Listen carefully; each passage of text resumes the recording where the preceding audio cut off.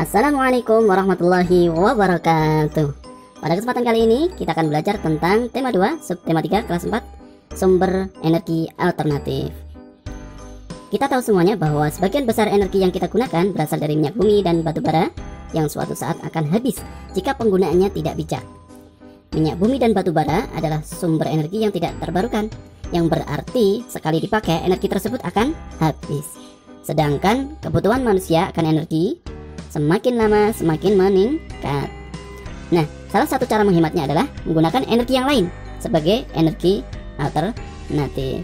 Apa itu energi alternatif?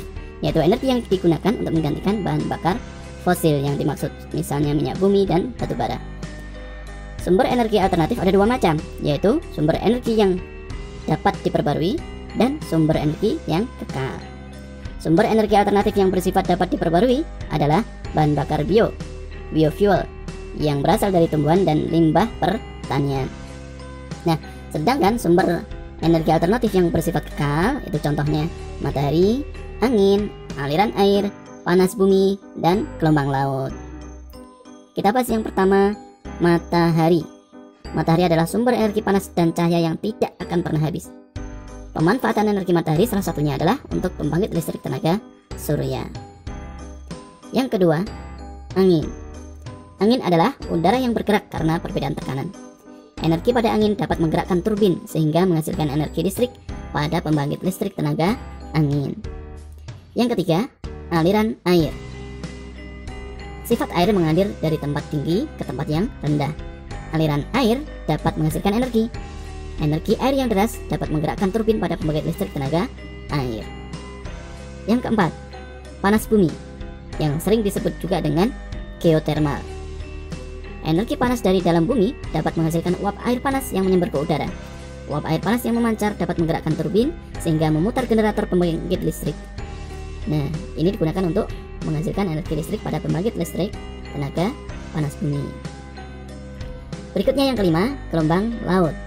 Gelombang laut dapat menghasilkan energi yang besar yang dapat digunakan untuk membangkitkan listrik. Pembangkit listrik yang memanfaatkan gelombang laut ini disebut dengan pembangkit listrik tenaga gelombang air laut. Yang terakhir, yang keenam, energi bahan bakar bio, yaitu energi yang berasal dari makhluk hidup baik hewan maupun tumbuhan. Tumbuhan yang dapat digunakan sebagai bahan bakar bio yaitu tumbuhan berbiji yang mengandung minyak seperti bunga matahari, jarak, kelapa sawit, kacang tanah, dan kedelai. Bahan bakar ini disebut dengan nama biodiesel. Biodiesel dapat menggantikan solar. Sedangkan dari tumbuhan singkong, ubi, jagung, dan sagu itu dapat diubah menjadi bioetanol. Bioetanol ini bisa menggantikan bensin atau premium.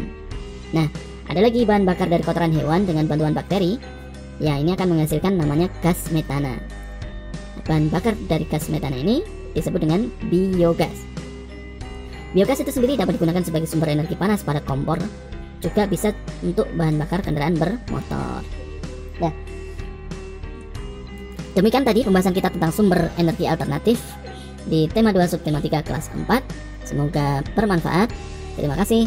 Wassalamualaikum warahmatullahi wabarakatuh.